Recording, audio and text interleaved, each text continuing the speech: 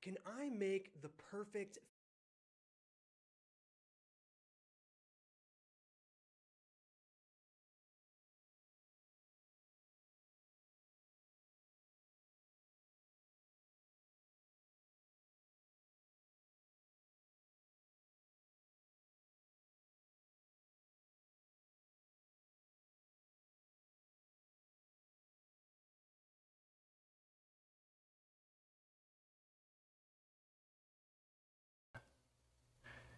Let's see if I'm coming through there. I have no idea if I am or not, but you guys will have to let me know. Um, it also says that I'm dropping 50% of the frames, which is just insane. Hey there, Gianfranco.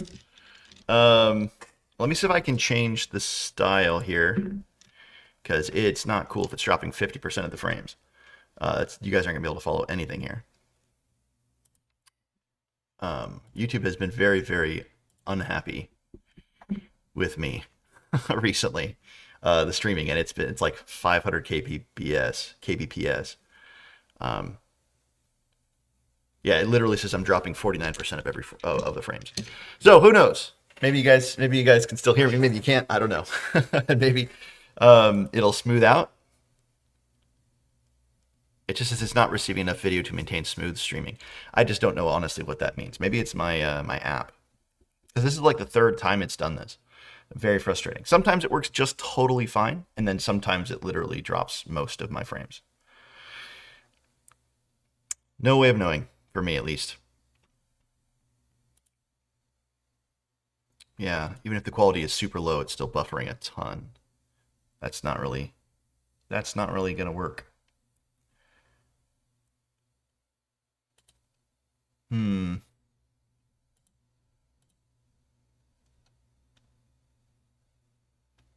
Okay. Let's see here.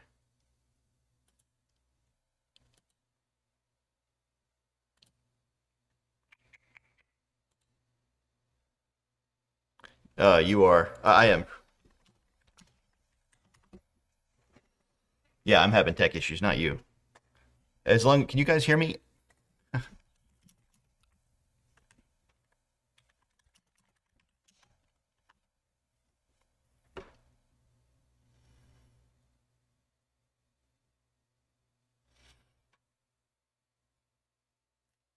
Okay.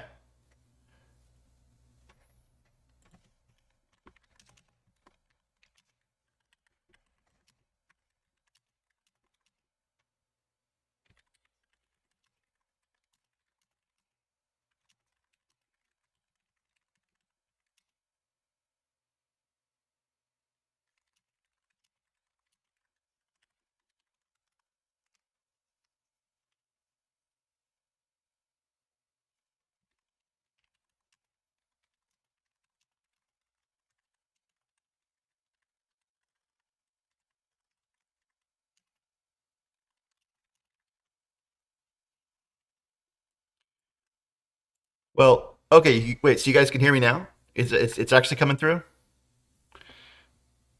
Because that was like 12 minutes later.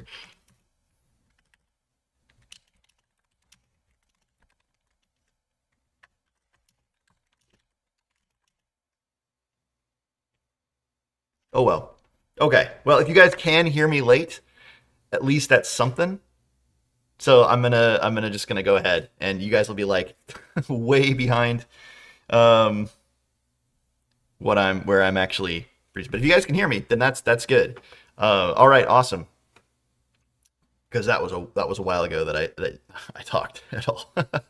All right. Well, anyway, welcome guys. It's going to be a big delay between chat and video, it looks like, but that's something that's better than nothing. So okay, we're going to go ahead. Okay, like I said in the video title and in my description and stuff, like I'm going to be going through dungeon design today. I'm going to be making the dungeon. I'm going to be continuing on with the pit of Van's Wink, which is sort of the pit that I had come up with in Hag's Addle, or the dungeon that I wanted to put into Hag's Addle, I should say. I'm going to be doing that again here. And so that's what I'm going to be doing today. And basically, I'm going to be using a few things. I'm going to be using the well, I'll be using this hopefully, but I will also be using the, where is it?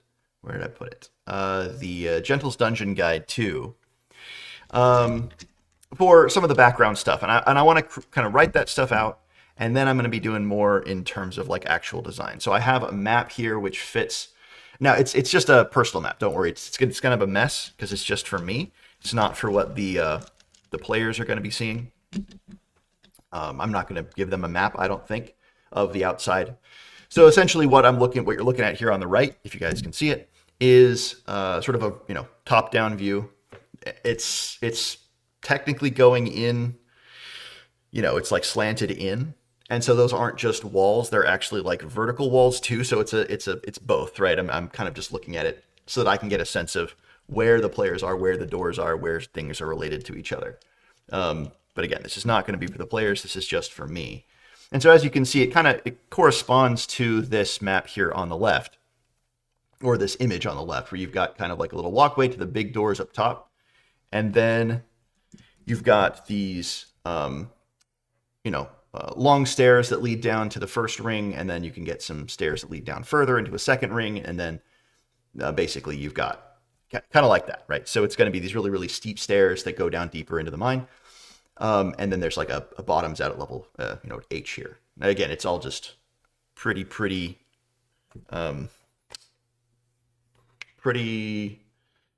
whatever, trying to catch up. Okay. So what I want to do today is actually come up with the overall idea behind the dungeon, kind of the monster types that I'm going to have in it, the factions that I'm going to have in it, and some bigger picture stuff rather than, rather than the actual, I guess, room to room descriptions. Now, unfortunately, it looks like my players and I are not going to be able to play for a couple weeks, maybe even longer than that. So I'm going to have plenty of time to come up with this dungeon, way more than I initially thought. I thought I was going to be playing tomorrow. Actually, I thought we were going to be playing last Monday and the Monday before. Basically, it's just been a mess. Every time we get a good schedule lined up, things break down. Either for me, I was feeling sick last Monday, so I couldn't really play. The week before that, one of my players was finishing up a play that she was directing, and then it just has been a mess. So again, I don't think we're actually going to be able to play this week, maybe next week, not even. Hopefully, maybe the week after, but we'll see. Okay, so to that end, I'm going to be going through Gentle's Dungeon Guide, as I said, and I'm going to be using these tables really quickly to help me come up with the overall look. So I want 3 factions. Yeah, that's what I figured. Lagging again. It's really frustrating. Very frustrating. I hate that so much. C'est la vie. You guys are way behind where I am in terms of the audio and the comments and stuff. So it's just a huge delay. I know that there's a setting I can change to fix that, but I can make the quality way lower so that you guys can actually hear me at the same time. Let me see if I can change over to that, because that would be worth it, I think. Stream here. I might actually have to physically change the options here. Manage not now. Let's do some editing. I can't change the latency in stream, which is very strange.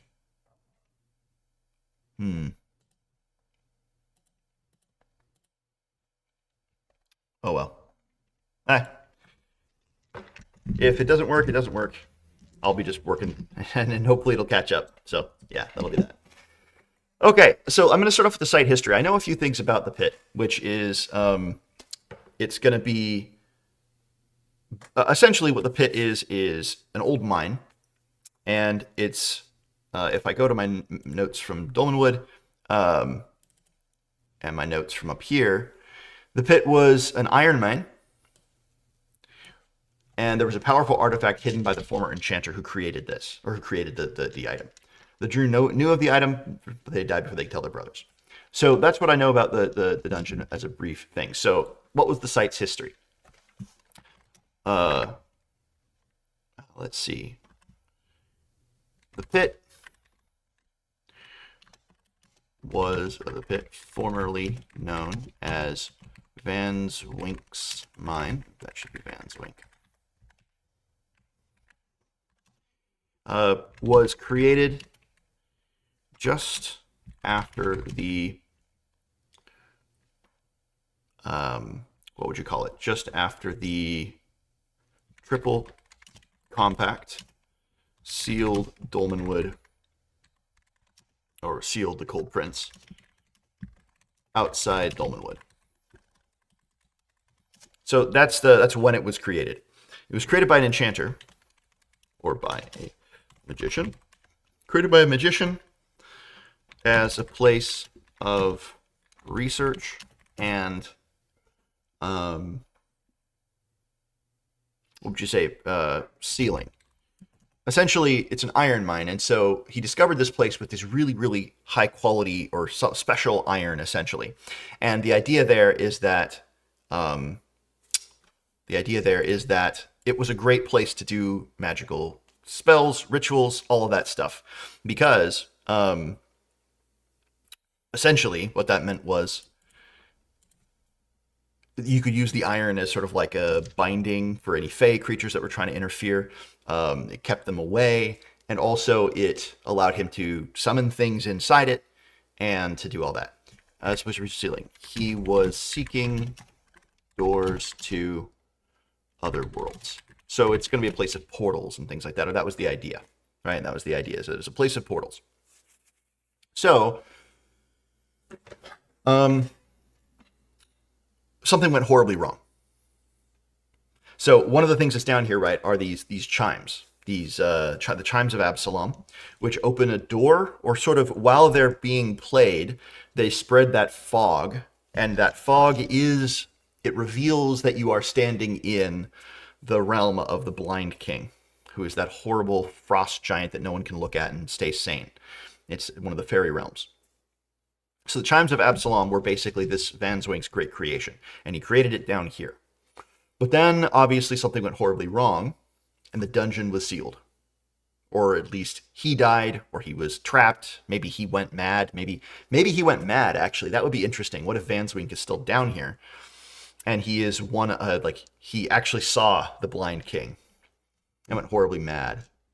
And that's what happened. So I'm going to put that down here under the cause of the fall. Actually, I'm going to go up here. Pop that down. All right, cause of the fall.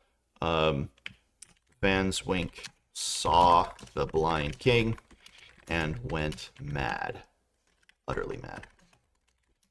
Okay, something like that. That might be one of the reasons why the place is as bad as it is. Because the Blind King literally went nuts. Or I said Van Zwink went nuts. He used the chimes of Absalom, saw the Blind King, and he is completely gone. Okay, so that was the site history. He was seeking doors to other worlds. He created, he was seeking doors to other worlds, using the iron as a, what would you say, as a limiting factor. I don't know what I would say there. It was the ideal place to experiment with wild and unstable magic.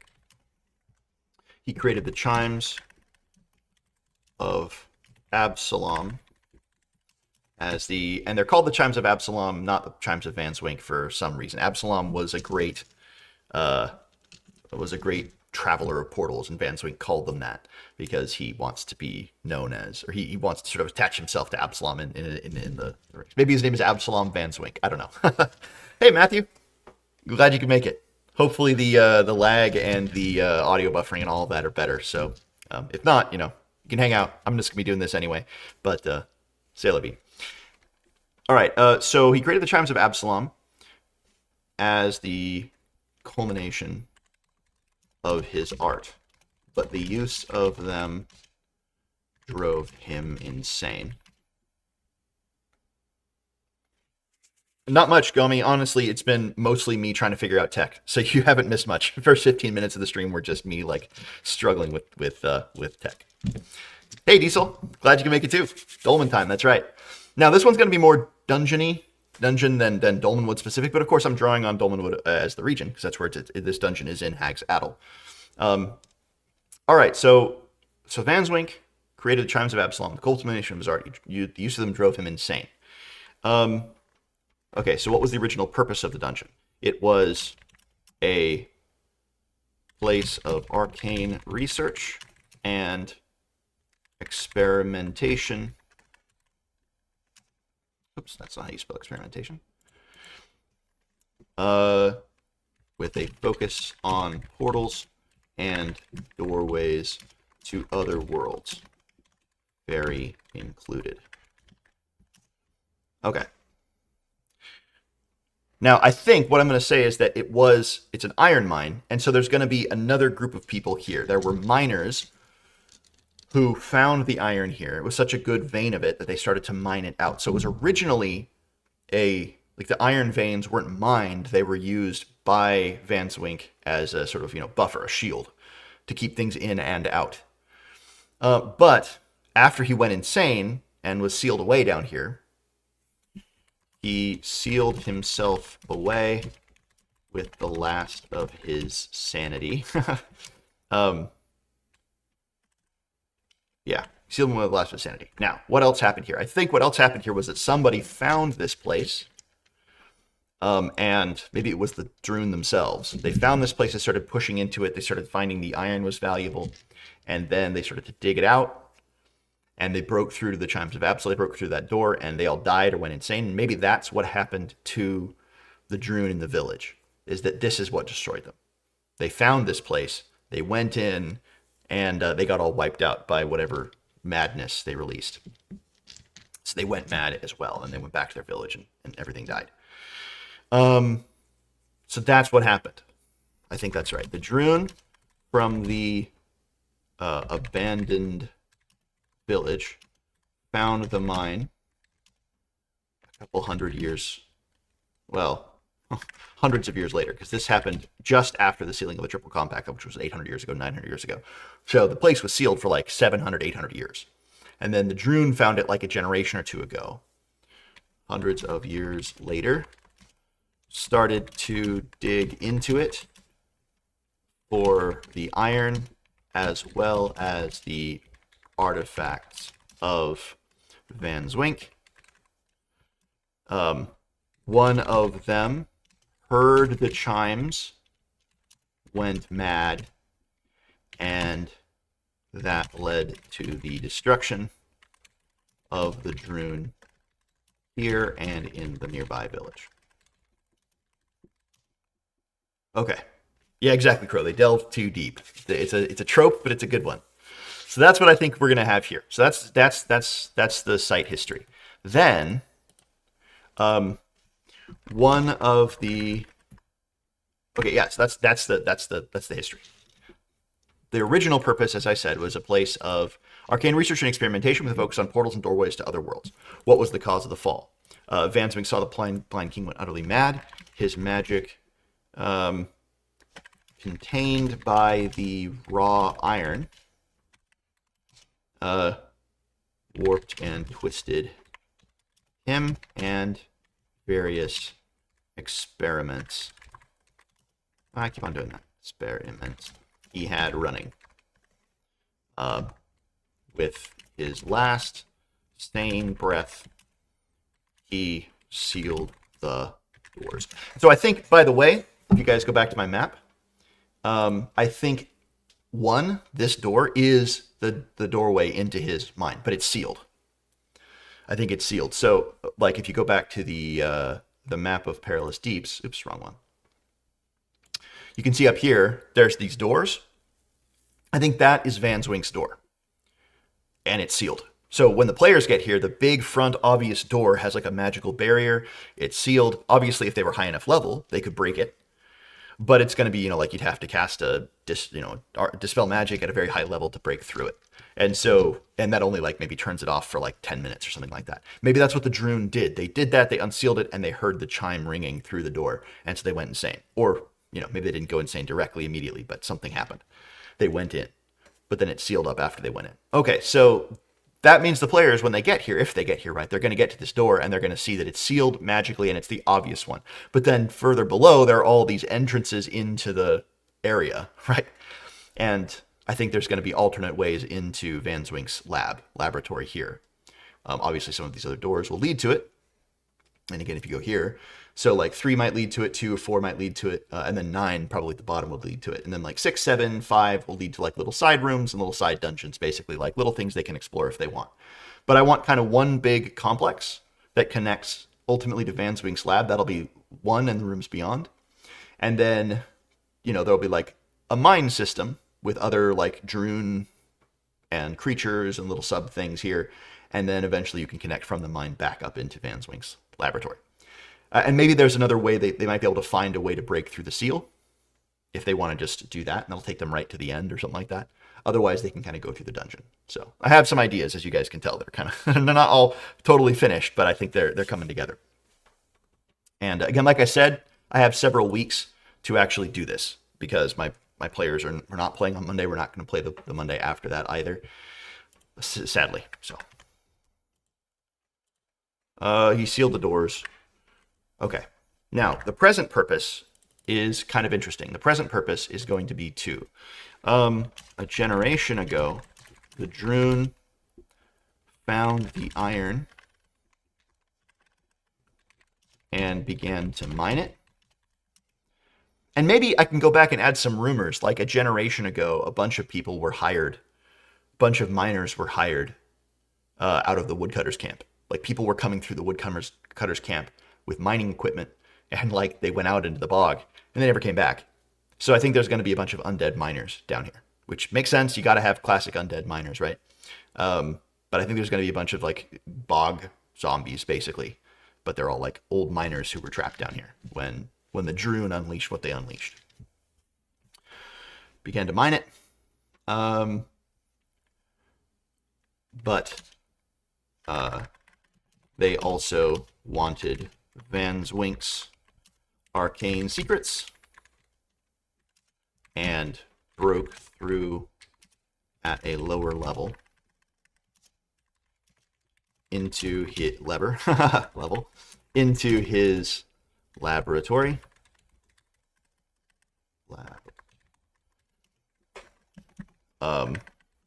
They sounded the chimes.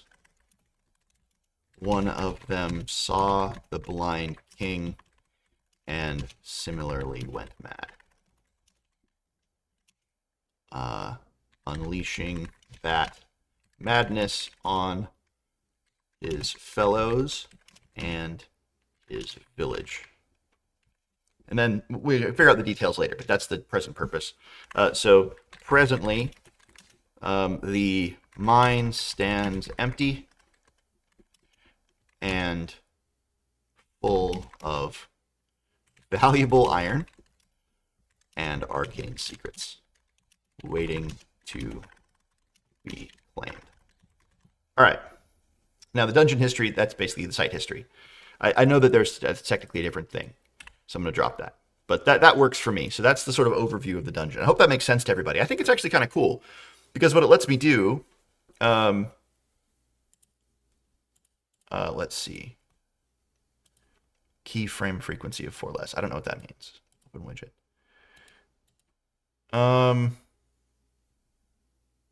Okay.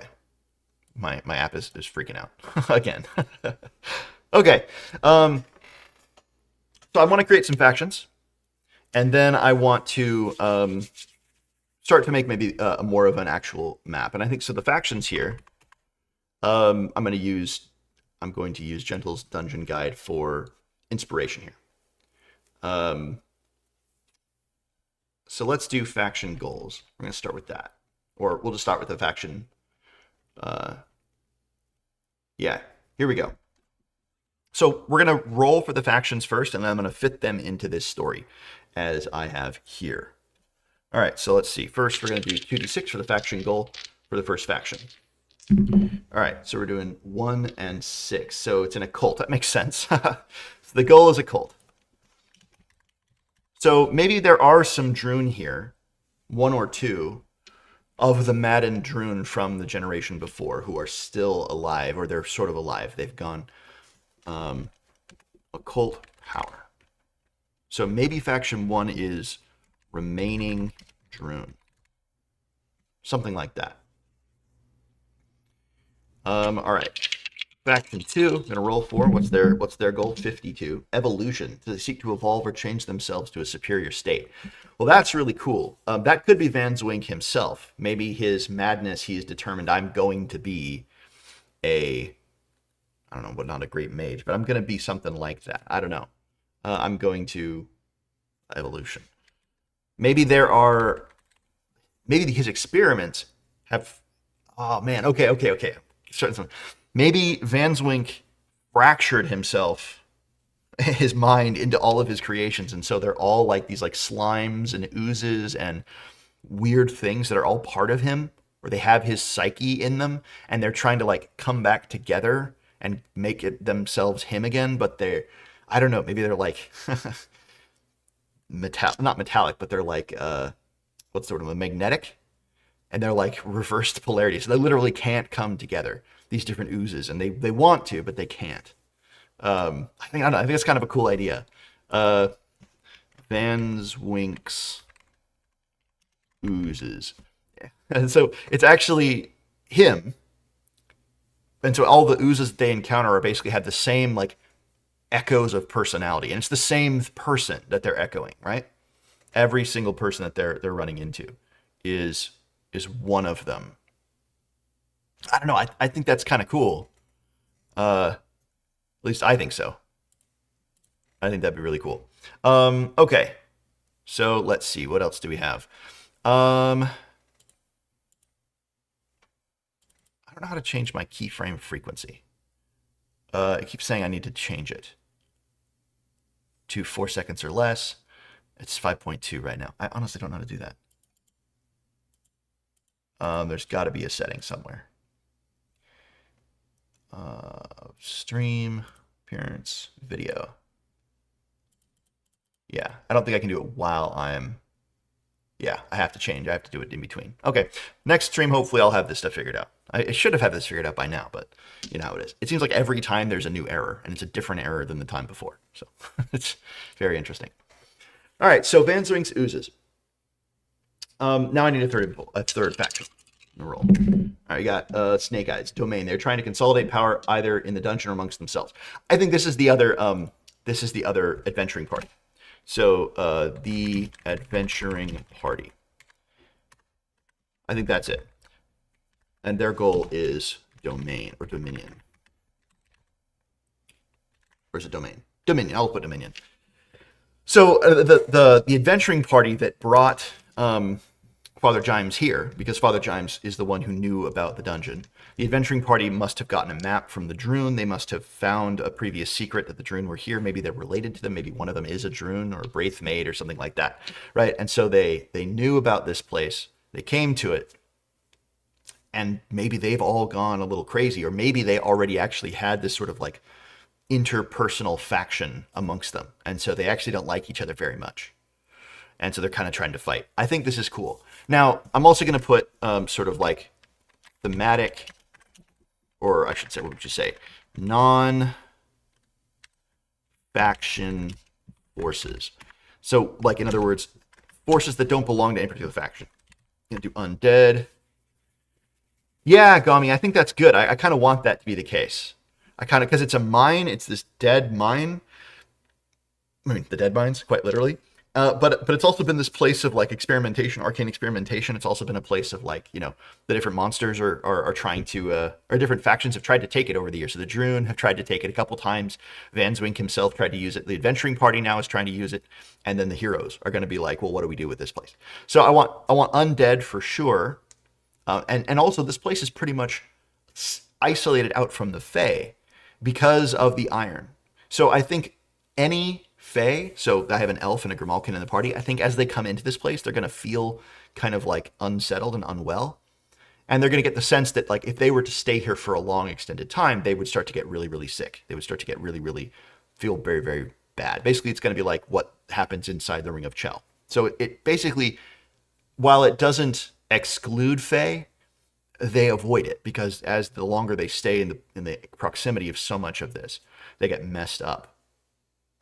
And so it's going to be not a very Fae heavy place, which is going to be a nice contrast to the Hag's Addle, right? So Hag's Addle is full of weird fairy things. It's full of Dolmenwood stuff, and then they get to the mine, and it's going to be like this arcane, you know, the what would you say, like the foolishness of mortals, right? Kind of idea, like iron and magic and control, and it's all totally lost. And so it's going to be an interesting contrast to the wild, kind of open air danger, but also maybe a bit more freedom of Dolmenwood and of the fairies and the Fae and Hag's Addle and all this stuff. So I think it's actually a cool contrast. All right, so we want undead. Now we're going to have oozes, but those are part of it. So actually, I think really just undead. I think that's the only one of the non-faction forces in the dungeon. And then we'll have individual monsters. So I'll put that. Individual monsters. Like animals, etc. Okay. So now we got to do some impulses, weaknesses, and descriptions. So we have the remaining Droon. I'm going to put quotation marks around the Droon because they're not sane anymore. And that's why the Droon themselves haven't been able to take this place. It's not haven't been able to take it, but they are active here. And so the Droon as a whole, you know, the people who are here, the Droon who are here, are still technically part of their faction. And they're still operating here. They're still doing stuff here. And so it's not like, oh, well, you know, we would send somebody to find, right? We would send a group to find out what went wrong. These are the people that were sent to find out what went wrong. And so that makes sense. Because I was trying to make up in my head, why wouldn't the Droon have just come here in force and taken it? Well, this is why, because it's the Droon themselves who are here, still operating. Okay. So that's the faction goal. Let me roll an obstacle. Yeah, so this is slightly different. It's impulse, weakness, goal, description. I'm going to do obstacle here. And that's because that's good to have an obstacle. More than swords and stones. A mimic mine. Yeah, I'm definitely going to have, Robert, I'm definitely going to put a mimic down here. Because it makes sense. Mimics should be in games. And often there isn't a good reason for them to be there. But down here, there would be, right? Because it's a creepy, weird, warped wizard's laboratory. If there's going to be a mimic anywhere, it's going to be in there. All right. So what's the obstacle to the Droon? Why haven't they just taken what they want from this place?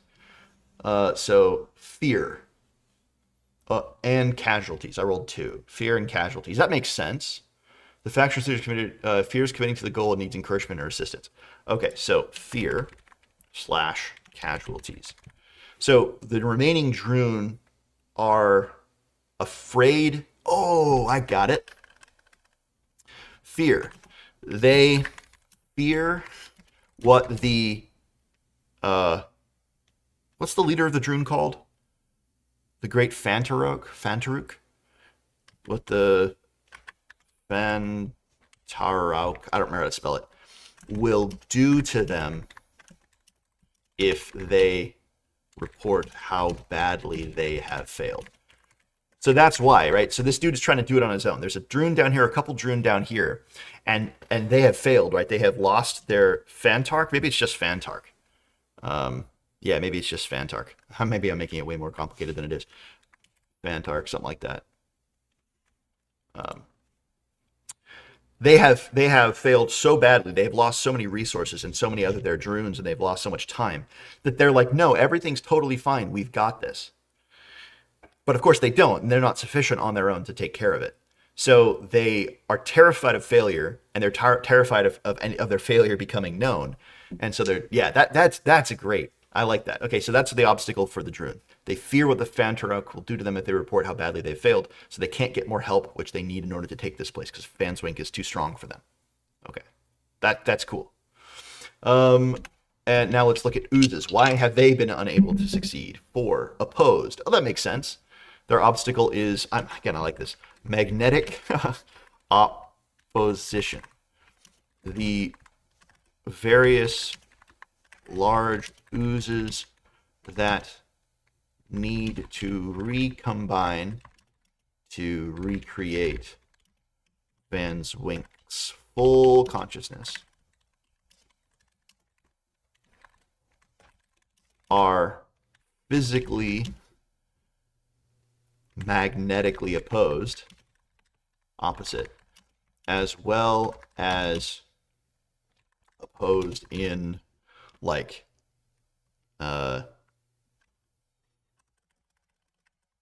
they also seek to destroy one another. So it's like basically there's two factions of oozes. They're basically mindless, but it's different parts of Van Zwink's psyche fighting against themselves. They're trying to, like, basically they're each trying to overcome the other, right? Like trying to absorb the other. But then neither wants to be absorbed. And in order for him to come back into existence, in order for that to be full, they would one of them would have to win. But neither of them want to. So there's kind of like this opposition. Further, they're actually like magnetically opposed, so that as they get closer, they're pushed away. Okay, no, it's Fantarak, or Fantark. Fanatark. That's right. Fanatark. Thank you very much, Fanatark, for looking it up. I could have looked it up, I just didn't. I mean, I could have looked in the book, which I don't have open. And I haven't yet gotten my physical copies. I am so unhappy about that. I want them so bad. Okay, so this is super cool. We have Van Zwink's oozes, and they're parts of his consciousness. All right, and now the adventuring party. Why have they not gotten the chimes of Absalom and gotten out? We have inept. Okay, cool. I rolled a 2. Okay, so they're inept. The adventuring party is inept. They are so divided among themselves and have failed. Maybe have fallen prey to the various magical and natural traps of the place.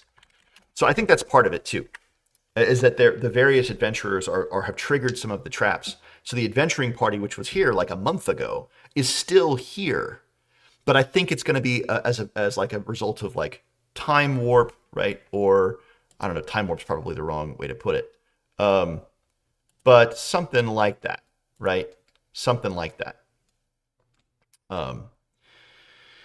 And so it's not time warp necessarily, but like portals, like they're in different places and they failed so badly. Maybe there's one dude who has like the last of their resources and he's just like waiting outside the mine, desperate to he's like using up the last of their food. And he's like, what do? I can't go back to town by myself. I can't make it back through Hag's Addle on my own. I can't get out of here, but I can't leave my buddies. And so I think that might be part of it too, is there's a guy outside. I'll come back to that, but, okay. So they're inept. They're so divided among themselves and have fallen prey to the various magical and natural traps of the place. Okay. So those are the 3 main factions. Now I'm going to go to impulses. Here we go. 3d6 for their positive impulse. And then we'll do an O. So the Droon are, well, I'll roll D3. Is it positive, negative, or neutral? So first we'll roll for the Droon. D3. 1, 2, positive, 3, 4, neutral, 5, 6, negative. All right, 3, 4, neutral. So they have a neutral impulse. What is their impulse? So 2, 4, 5. 245. They're mystical. That makes sense. The Druid are mystical. That's funny. Well, that makes sense. So what does that practically mean, though? Well, I think it means that the Druid are aiming at all of the arcane stuff, right? We'll talk about that, but I think that means that they're well, we'll come back to it. I'll come back to that. First, Van Zwink's oozes. Another neutral impulse. 566. 566. This is extravagant. What? Extravagant oozes? All right, I'm going to come back to that because I don't know what to do there. Oh, the document I'm using on the right is Gentle's Dungeon Guide 2. Gentle's Dungeon Guide 2, which is basically it's a bunch of like spark tables and inspiration tables, and there's a process for how to make a dungeon, but really it's just kind of like inspiration as you're going through. You roll on stuff and you have it as you go through. Okay, and then finally the adventuring party. They have a positive impulse. Okay, So their impulse is positive. 226. 226. Amiable. Okay. So the adventuring party is at least nice, or at least many of them are positive. So it's going to be interesting because they have their own interests, but they're not exactly bad. They're not exactly bad. Yeah, Name, I really like it. So it does use some AI art, which I know a lot of people are just like dead set against, and I understand that. In fact, most of the art in it is AI, but it's done in a way that makes it kind of pixely, and it makes it like it fits with the overall aesthetic of the book, and the tables and stuff are just amazing. So, all right, then we go past the impulses to composition. Now I already kind of know what kind of factions they are, so I'm going to skip that. And then let's see, we need weaknesses and descriptions, but maybe I already kind of did those. Did I already do that? Faction. Yeah. Oh, that's so okay. I see. Yeah, I'm doing that from the first book. All right. Then I don't even know if I need that because we have an obstacle. Do I need a weakness too? You know what I'm going to do? I'm going to roll on the impulse table for their weaknesses, and then I'm going to interpret it as a thing there. That's what I'm going to do. So what's the Droon's impulse? So it's going to be a negative impulse. I'll roll the negative impulses for their weakness. So 524, 524. We're looking at crude.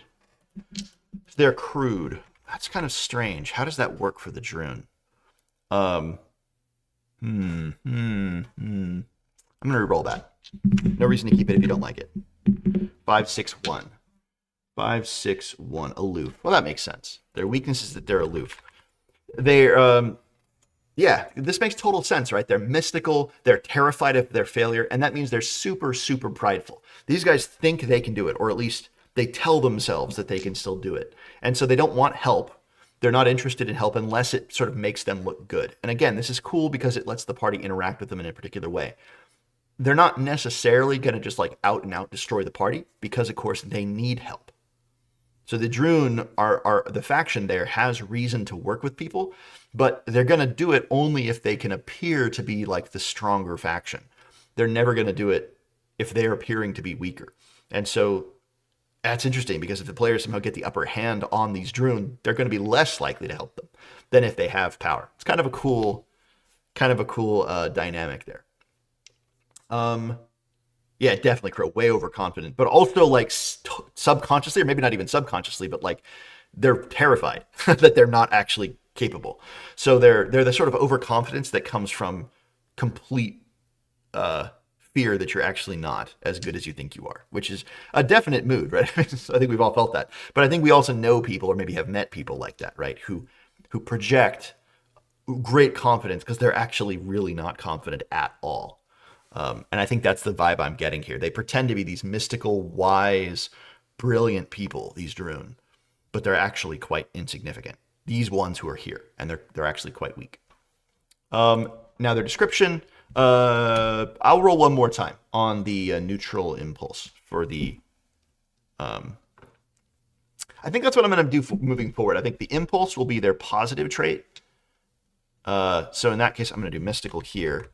And I'm going to roll for a positive trait for their impulse. So what's the good thing about them? Like so far, I've written a bunch of bad stuff. What is their good impulse? What does they do? What are they actually? 564. Yeah, 564.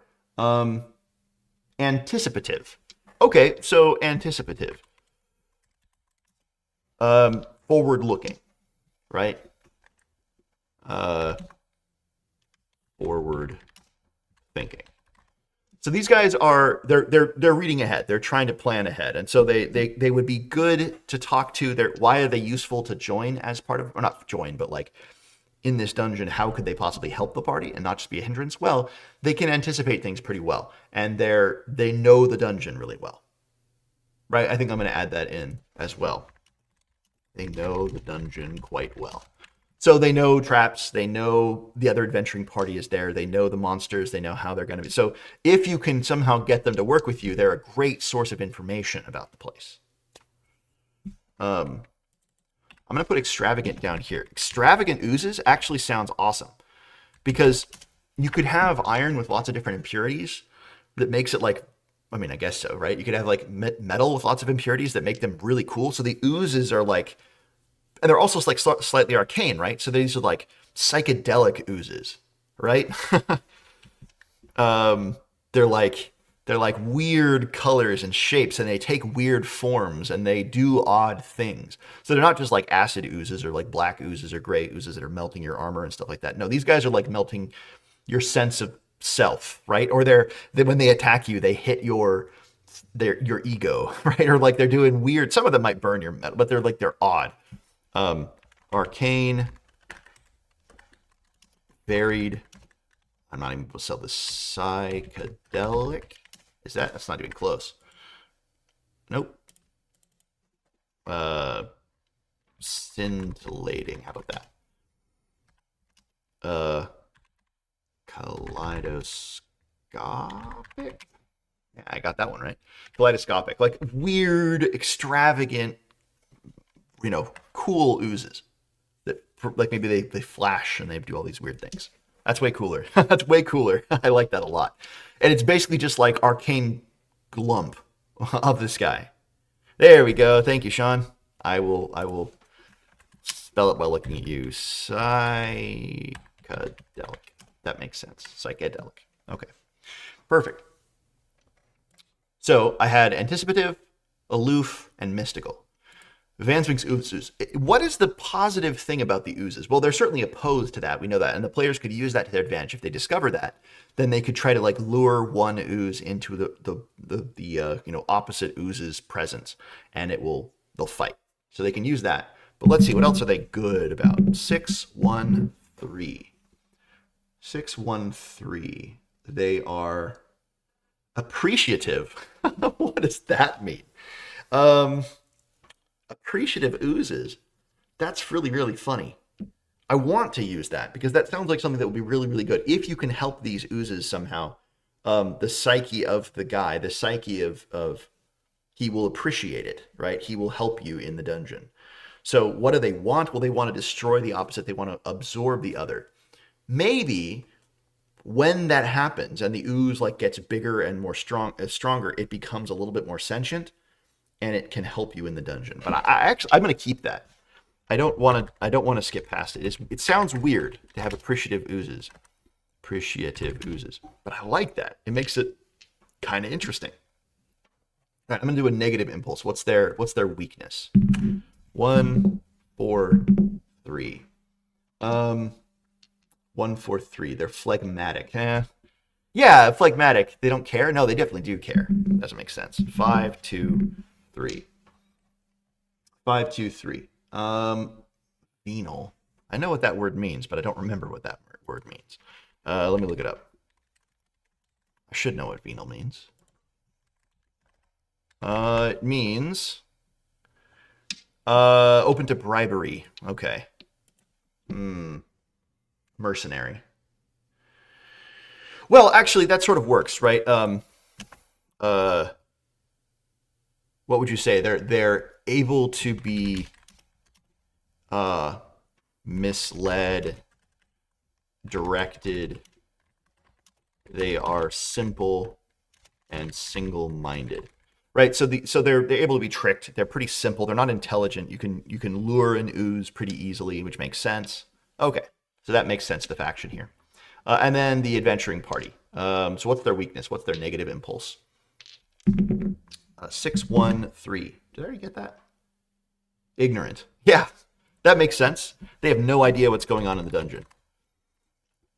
Yeah, that makes total sense. So they're completely in over their head. They don't know what's happening to them. They don't know what's happening to the dungeon. They don't know the whole history of the place. They just knew that there was a treasure here that the Druun wanted. They came here. They got Father Gimes to bring them here, and they're in way over their head. So that makes sense.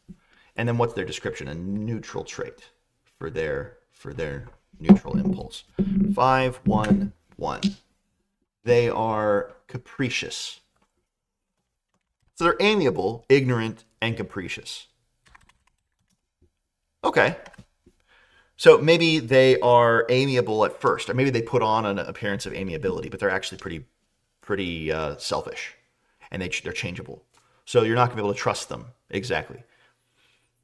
So it's interesting because you can't really communicate with the oozes, but they're simple. You know what they're going to do, right? They have a sort of like set function. And so you can use that to your advantage if you know how to deal with them. The Droon have also sort of a set way of dealing with you. They've been here the longest. They're knowledgeable, but you can't just dominate them or else they're going to be violent against you. They're going to resist because it's better to fight you and die than it is to fail and go back to the Thanatarch. So they would rather survive, but if they're going to be pushed to it, they're not going to be pushed around. And the adventuring party is super amiable. If you free them, they're helpful. They're like, yeah, super, we're on board. But they're all selfish and capricious, and they might run away or turn on you if the situation calls for it because they're selfish. And they're even divided amongst themselves. They're not like a merry band of friends. They're basically a group of mercenaries who happen to be together, and now they're not so happy here. So so this is great, right? This is great. I think this is really, really cool. Oh, awesome. Glad you could make it to the stream. And glad you found there's lots of cool stuff on the channel. Awesome. Okay, I like these 3 factions. They're not really factions, but they're 3 forces that are interactable. I think there's going to be 2 or 3 Droon. And then maybe they'll have like some minions or like enchanted things or something they've controlled, animals or I don't know what. But there'll be 2 or 3 Droon and then their group, whatever that might look like. There'll be the oozes, and that's going to be like the overall like stuff. There's going to be the adventuring party, and they're going to be in particular places, right? So they'll be trapped here, trapped there.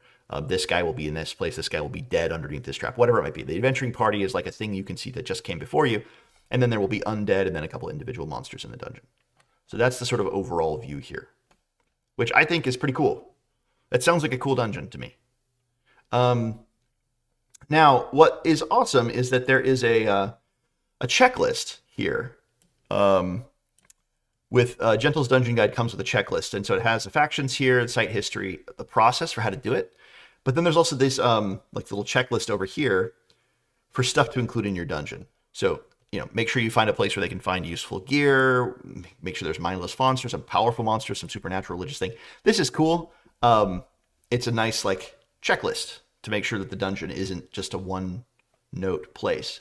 But I don't think I really need it because I think I'm going to be able to do that on my own. All right, so now we come to a bit of a trickier thing here, which is actually doing the dungeon. So I have open in the background here Dungeon Scrawl, which is a really good app. If you guys have never seen Dungeon Scrawl before, I really, really like it. I think it's really cool. And it's very easy to use. I have the paid version, which allows me to use it commercially if I want. Not that I have up to this point, but I can. So I'm going to use this map, and I'm going to make the dungeon a little bit. I'm not going to make the dungeon map of just like a couple of the levels. Again, I don't think I'm only going to be going for maybe about another. Well, I could go for about another hour. So I definitely can't make the whole dungeon here, but I'm going to be doing a bit of the dungeon. So I like to get the map. So basically what I do is I tend to get a vague idea. So like this, which was in the Perilous Deeps, I get an idea for the dungeon. And then I tend to do a map of like the external and I get the very vague idea of what it will look like.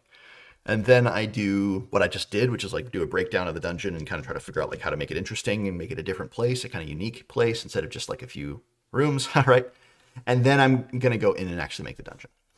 So I'm going to close this for now, and I'm going to move this to my other screen so that I can see, and you guys can see just the actual map here. And we're just gonna make a map. And so I think I'm going to start with Van Zwink's actual laboratory. I think that's what we're going to do. So there were double doors. Oops, I forgot. It's all rough right now. So there's double doors. At the entrance. So I'm just going to go like this, and we go, boom. Okay, so that's the entrance to Van Zwink's place. Now, I'm going to use Gentle's Dungeon Guide because they have a procedure for actually generating a dungeon map. And I think it's pretty cool. So, unfortunately, it involves dropping dice, which you guys can't see me do. I know that there are apps that let you do it, but I'm just going to do it myself. and then I'm going to use this map to show you guys what I rolled, basically. So I'm gonna do a dice drop right on the table in front of me here, and you guys are just gonna have to take my word for it. Okay, so that's the sort of layout of the dungeon, and I'll show you guys basically what it is here, more or less. So just in terms of layout, actually it's pretty evenly spaced. How do I show you guys? I don't know if I can. I'll just do it this way. Okay, so choose a variety of dice. I'm doing 7 dice to start, and then I can add in new rooms. And I've dropped them. You can also just generate your own map, but I'm not going to do that. And then you draw a circle or a node around each die. So basically the way that it works is it's nodal rather than it does this, right? Rather than an actual straightforward map. You do this first, and then you draw a map. So what did I draw? Well, what did I get? I got, I'm going to go like this. You guys can see both. Yeah, there we go. All right. So my start die is the D6. So the whole dungeon is oriented around that D6 start die. And I'm going to shift that. Okay, there we go. So first of all, I draw nodals around where everything fell. So we're just going to go like this. Again, this is just basically abstraction at this point. Okay, abstraction. So those are where my dice fell and the relative sizes of the dice, basically. So then the first thing you do is you do a draw straight line from the D6 to the D8 node. So for me, that's so I'm going to do not snap, and I'm just going to go like this. Oh, I can't really do a straight line here. Because it's not going to snap. There is a free draw here, path tool. Okay, here we go. I'll do this. So there. Okay. That is my first. It's not a straight line, but that's a. Then I draw from the D8 because this is the D6. This is the D8. D8 to the D10. That's like this. And then from the D10 to the D12. That's that. The D12 to the D20. And that goes like this. Pop. Okay. Then finally draw D20 back to the starting D6. So like that. Okay, so this is the vague abstraction at first. That's the initial loop. So if I were to actually then loop this, I could do it this way. It'd be very simple. If I remove this, that, I just do this. There we go. Okay, interesting. So that's the first loop. Then I have my D4, which is an irregular side room or a room off a larger chamber. So alternate path. And then my D100 is another large objective room. And again, that goes from here to here. Boom, boom. All right, so this is my abstract dungeon layout. Now, really, what I should do, yeah, there we go. So that is right. That's exactly right. And then anything that would bisect is a traversal. So again, technically, this should traverse through there. Okay, so now that I have my abstract map, I can do a bit more of an actual map up here. So once again, I'm just going to go, we're going to do snap, and we're going to do my entrance. We have a large room over here, or a large section of the dungeon over here. We have another large section over here. We have this central traversal room, which is going to connect everything. And then we have a room up here, big room up here, big room up here. Once again, I'm just cleaning this up. And I'm actually going to do a bit of a better flow. So we're going to go like this. That connects to there. Then these connect. This connects to there. This connects to there. This connects to there. And then this is basically a hallway. So connects to there. Connects to there. Okay. Okay. Now, I can number them all. So this is one level, just one level of his dungeon. So I can erase all of this. Boom. And then I can also erase this guy here. Hey there, TDM. Howdy, howdy, howdy. Object tool, delete that. All righty. And then I can number it, and we can look at the objective. Okay. So I think this room here, do it this way. It's too small. You guys can't really see that. I can increase the font size. We're just going to go to 90, or not 900, 90, and see if that. And there we go. Okay. So we're just going to number the rooms really briefly. Can I? Okay. And then I can just. I think I can click and drag it. Nope. There's got to be a way to do that. I'm sure that there is. I just don't know offhand. Control. Nope, that doesn't do it either. All right. Well, that's fine. Doesn't need to be centered. All right. So we're gonna do 1.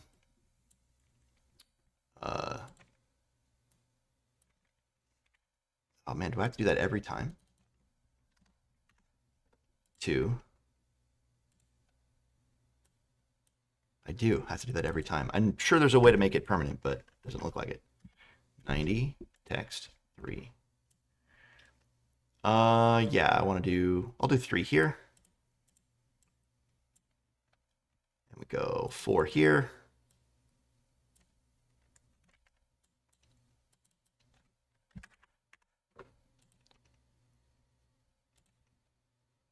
Five up here.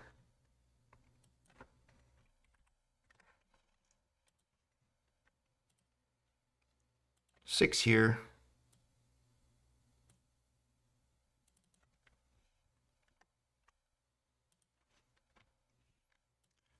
And then 7 here.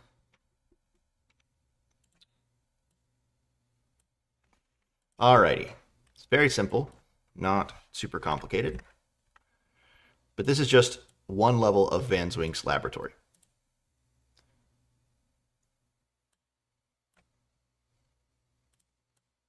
There we go. Make it a little bit more centered just for my own my own patience sake. Okay. This is pretty straightforward. I'm just going to mark some things that I know are going to be here. So we have front door to this place. It's right there. And we know that this is going to be steps leading down into the rest of the... something like that. And again, just marking it for now. Doesn't have to look nice. The players aren't going to get this map. This is really just so that I know what's where. And I'm going to clean it up before I actually present it. So this is the entrance. 1 is the entrance. 7 is the path down. Now, here's the trick, though. 7 is the path down, but the players are probably not going to come into here, right? Because the door to 1 is sealed. So they're probably going to come up from 7, which leads down to the mine, or probably leads down to level 2 of Van Zwink's laboratory, which means if I want a sort of boss room, right? If I want that, then that needs to be somewhere up here. So I think that's actually going to be either 6 or 4. I think 4. Now, if the players happen to break the seal, which maybe I'll give them a way of doing that, but only after they traverse some of it part of the dungeon, then they could come from 1 and go straight to 4, which will be whatever. Maybe that's where Van Zwink's soul is kept, or maybe that's where the chimes of Absalom are. They have a mapper. No fun. They have a mapper. I don't show maps, and I don't tend to do like really, really complicated room shapes that are important for the players to map out. Like I might describe a room being odd, but I tend to have locations. Like if there's a 3rd dimension, which I like to do 3 dimensions in a dungeon, then I try to make that as clear as I can. And I think it's the sacrifice that you get from having these really weird, cool, twisty maps is made up for by the clarity and the ease for which, players can map the room. So I do like to have cool shaped rooms, but the exits are usually fairly easy to map. So the players can put like an abstract circle and be like, okay, this is a weirdly complicated room shape.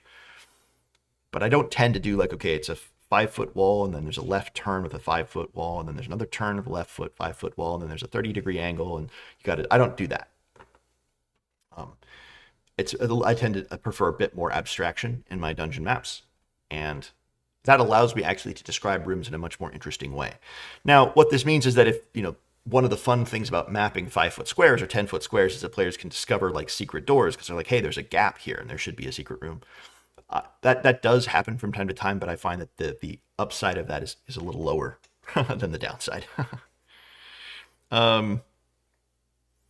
Yeah, exactly. No fun. I'm just not like, I get that could be fun, and I think that there's a different culture of gaming that really likes that and actually has fun with that. But my mappers, my players don't find that much fun with it, so I want things to be simple enough that they can find their way through a dungeon, basically, without having to be cartographers. Okay, so something like this is what I usually do. Now, again, this is all abstracted. As you guys can see, these are abstractions. I will probably go back through after the stream and actually make a dungeon with hallways and doorways and things like that. But for now, I'm just doing the abstraction of the room. Okay, now if we continue on, we can see where the loops and junctions, traversal are and all that stuff. And that's cool. That's a much more complicated one. But we can also do this. Now, you can roll on the loop challenges table to determine each loop's challenge.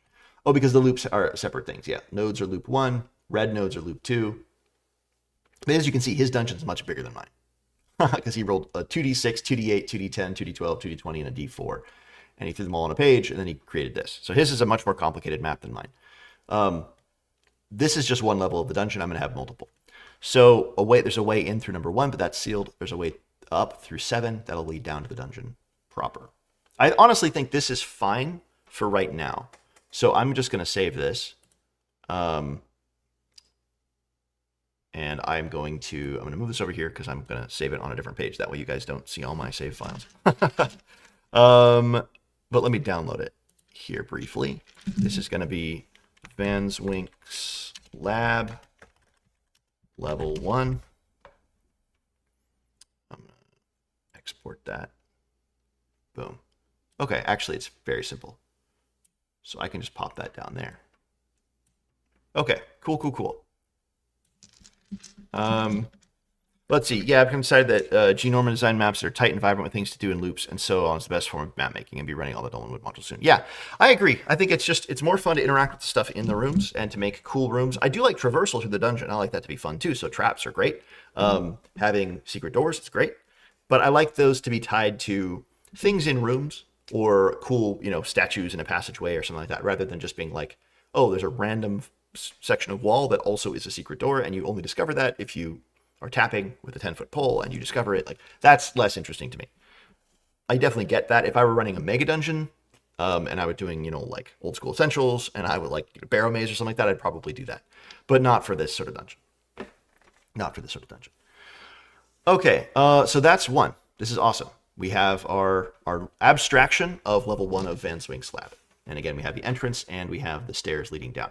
Let me do level 2 of, let me go back to this. So that's level 1. I'm going to go down to this level of the dungeon, which is basically how many levels am I going to have? 1, 2, 3, 4, 5. I have 5 potential levels, but I'm not going to have them all connect into one big dungeon. Level 2 will. And I think that's what's going to happen there. And so I have 1, 2, 3, 4 different entrances on level 2. 5 is not going to go into the main complex. So let me make level 2 of Vanswink's. Make level 2 of Vanswink's Lab. All right. Again, pretty simple. We can go back to here. We can go to the text or object selection. Delete all those objects. Can I delete those? I can group them, and can I delete them? I have to delete them individually. Okay. Okay, there we go. Then I'm going to go back to here and delete them. All right. So level 2 of Vanswink's Lab. Once again, I'm going to do some rolling, but I'm going to make this one a lot bigger. So I'm going to take 2 sets of dice, and I'm just going to drop them all. These are my gem dice and my metal dice. Dropping them all. And then we're going to see where things land. Okay, awesome. So I'm going to try to give you guys just a sense of where things were based on the size of the circle that I do, or the size of the square. So we're going to start with our D4s. D4 up here. and a D4 down here.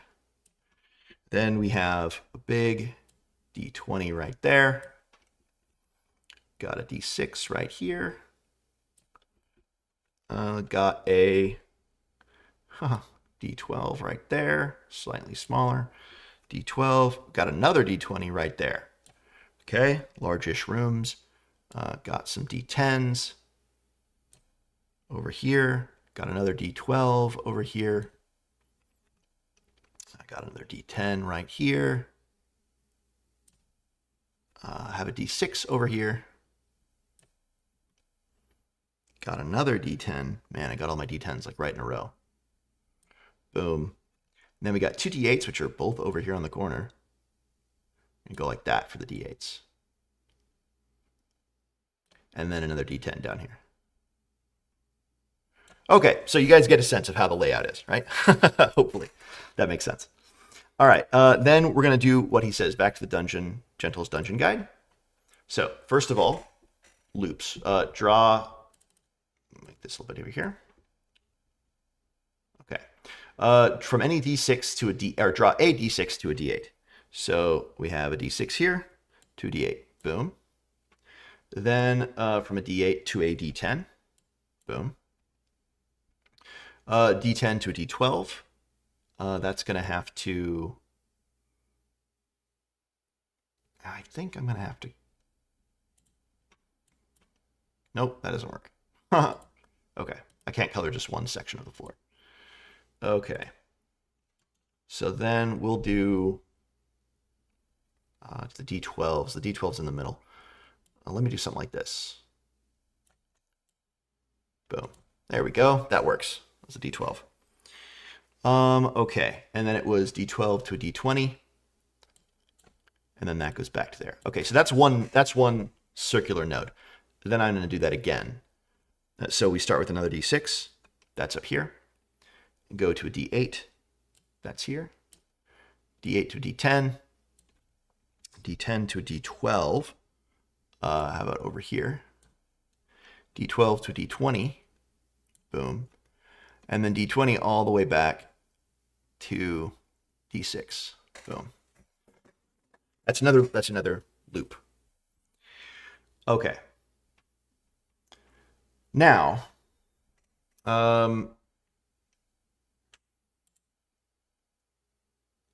side rooms, small chambers, or regular chambers. Okay.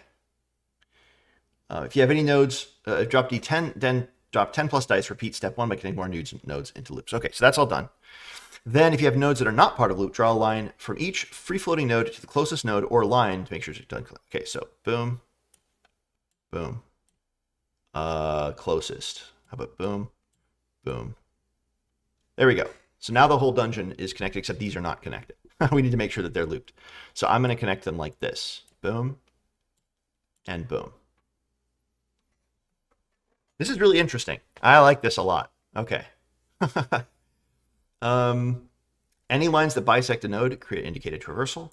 Any lines that bisect other lines create a junction. So we have one junction, two junctions here, and then we would have some others, but I avoided that. So I guess this technically crosses here. So there's two traversals through these. So this traverses through both of these rooms, this hallway. So these rooms are both connected to that. Okay, now I give them each a number. Once again, now this is going to be the... Is there a way to just set the... I think there is. To just have a font being bigger than 30. But we're going to start with one here.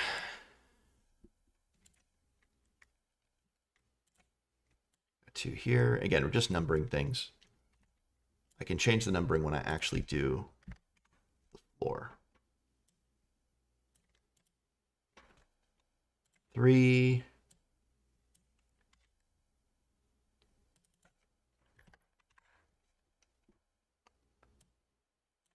This is like my least favorite part of the whole design thing. Well, that works. There we go. 3.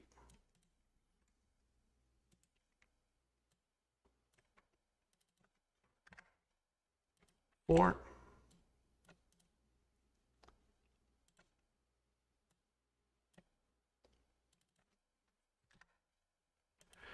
5.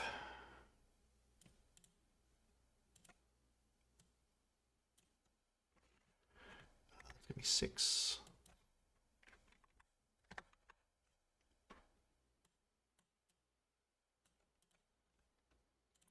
7.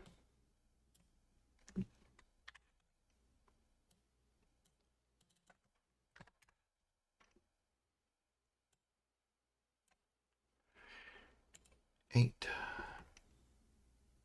So how do I saw your comment there? How do Gentles guides 1 and 2 differentiate from each other? So 2 is a much bigger. Oops, that's not 90. That's room 8. 2 is much bigger, and it has a slightly different approach to the design. I have reviews on both of them. You can check out my channel, Gentles Dungeon Guide 1 and 2, and you can see the differences for yourself. Which one you like better? Oh yes. Oh my goodness. Can I not copy and paste?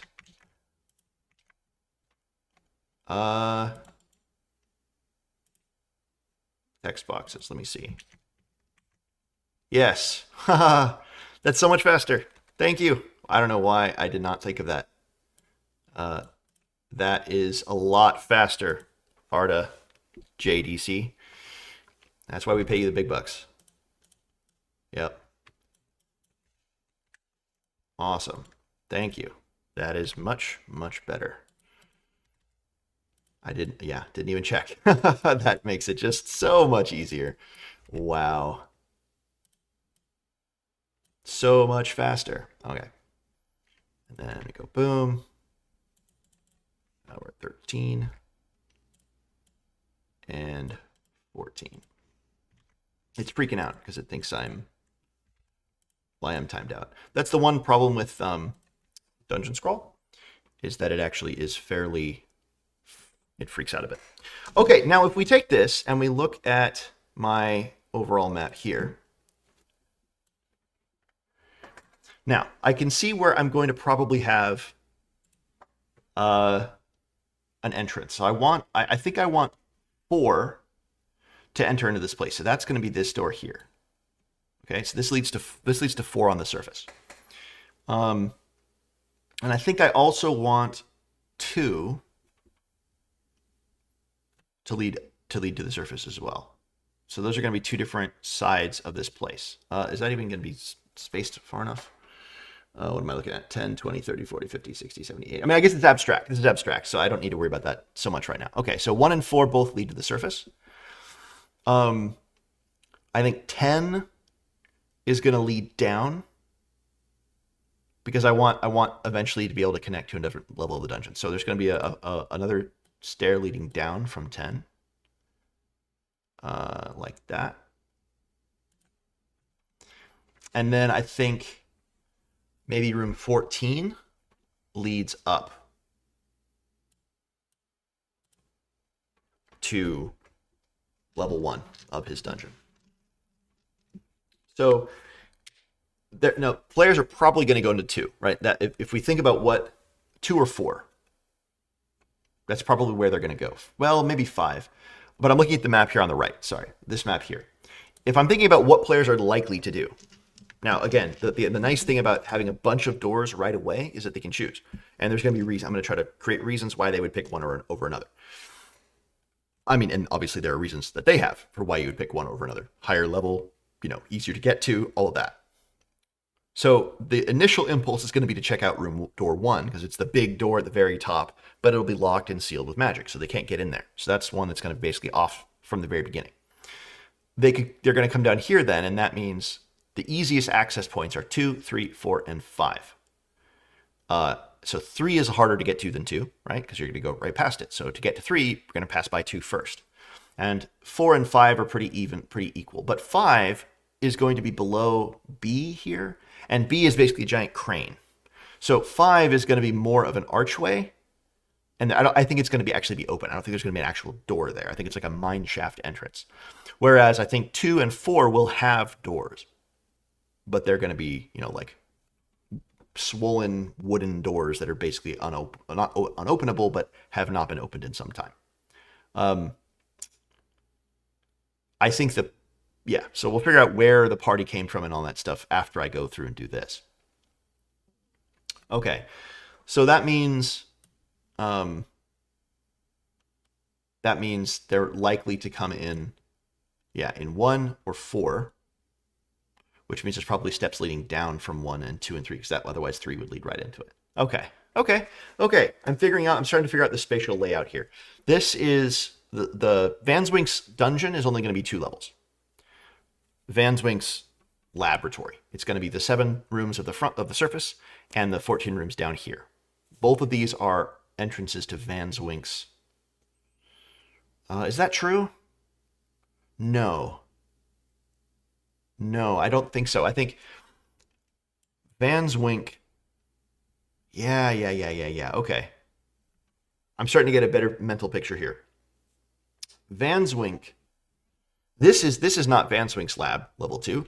This is the mine. This is a level of the mine. And that means I need a door from 3 as well. So we'll put a door from 3 here. Let's again, it's abstracted, but let's just do a door here.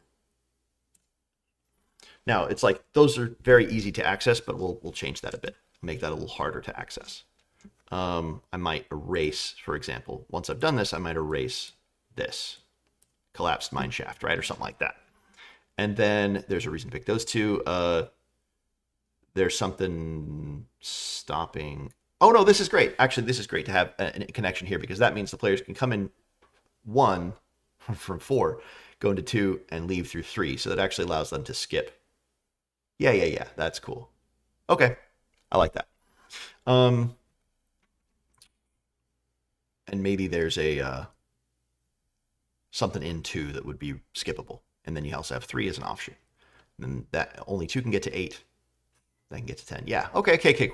I'm digging this. I am really digging this so far. So this is the mine then, which means 14 doesn't lead to.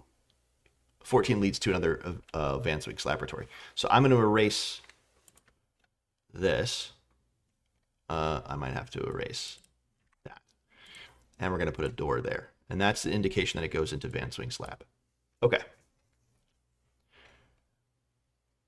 Awesome. So that's another good level. Level 2. Well, as you guys can see, this is my process. It's slow. It's kind of boring, I'm sure. But still. I think I might call it here. What I've done is some good factions.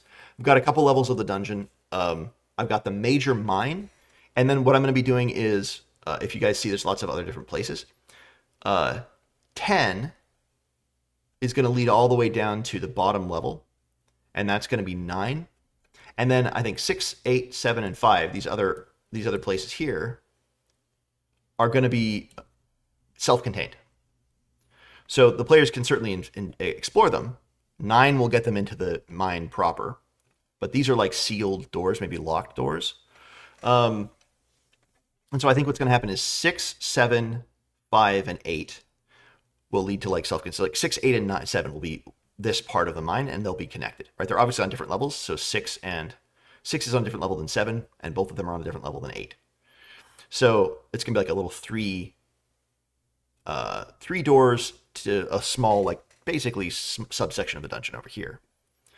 And then over here we have 5, which is going to be its own self-contained mine shaft, and this will have its own thing going on. But then the major dungeon will be up here at the top, and then 9 will connect to the bottom of that. So basically what I need to do then is make one more level for the mine, and that'll be the base here for Van Zwink, or for the mine there. I need to create that. So I'm actually going to make notes here. The pit. What do I have still to make? Level 2 of Van Zwink's lab. Okay, I need to make that. I should still to map. Level 2 of Van Zwink's lab. The mine shaft off of 5 from the surface. The bottom level of the main mine from 9. And then the side mine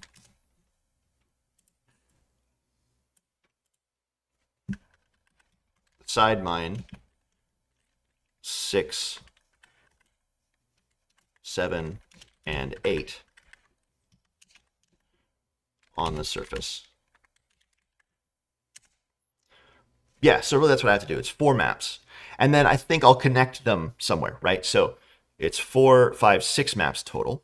And they're not going to be terribly big. I mean, overall, I don't want this to be more than 50 rooms overall. And that's a fairly big dungeon anyway, right? So 40 rooms maybe.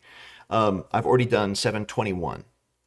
So what I want to do is, I think 6, 7, and 8 will be 10. Something like 10-ish rooms combined. That brings me up to 31. Bottom level of the mine will be like 6 rooms. 6-ish rooms. I'll just do 7-ish rooms. 6-ish. There we go. And then level 2 advanced wings lab. I might be more than that. I want this to be 10. 10 rooms. 10-ish rooms. And then a mineshaft 503 is like 3 or 4 big rooms and tunnels. So this is more like this is like a whole side thing. It's very clearly a mine. It's very clearly, this is where the Druin were digging. This is where all that stuff's going on. So this is the mineshaft off of 5. The Druin, rich Druin mine. Yeah, there we go. That's cool. That's cool. And now this is probably way too big. But that's okay, because the players are here to get Father Gimes. They're not here to necessarily dig the whole thing out. And so Father Gimes isn't going to be in like the final room of the dungeon, right? Once they find him, then they can leave if they want. But this is now a dungeon in my world that will be a static location, and players can come back here. I could run this for a different group. I can do whatever I want with this. So I like creating places that are bigger than the players are ever going to explore. And so Father Gimes is not going to be at the very end of this dungeon. He's going to be somewhere, closer to the surface that the players will have to explore, and and then find him. And then they can choose to leave, or they can choose to stay and try to find this, these chimes of Absalom, try to figure out what was going on here. They each have reasons for maybe wanting to find Father Gimes, but maybe also for continuing on in this adventure. So that'll be up to them. So we'll see. All right, cool. Well, that'll do it for me, guys, today. I'm going to go get some lunch. Again, I hope it's been interesting to people. And yeah, I'm sorry for all the tech issues early on. Hopefully they cleared up and the recording isn't too bad. I'm going to post the recording, obviously, afterwards, so you guys want to review it. Someone asked, will I be publishing any material from any form from what I've done? Yeah, I'll try to. If I finally finish this and make it into a full-on dungeon, I'll put it in a Dropbox. But I probably won't post monster stats and things like that from the Dolmenwood book, because I don't own that. But I'll post the maps that I've made and the key, insofar as it doesn't have any proprietary stuff in it, and the overall world building stuff. I don't think I'll post my mid, half done stuff like this stuff. I don't think I'll post this yet. But when I get it into a form that's finalized-ish and usable, then I'll probably post that in my Dropbox. All right, cool. Well, hope you guys have a great Sunday. Great rest of your week. I'll try. So I'm not going to be able to do this next Sunday, and I'm not going to be able to do it the Sunday after that. So probably a couple more weeks before I actually do any Dolmenwood prep on stream. In the meantime, I'm going to be probably just doing this dungeon myself, and I'll do that. And maybe I'll put a heads up in a post or something that I've finished if you guys are interested. All right, cool. See you all around.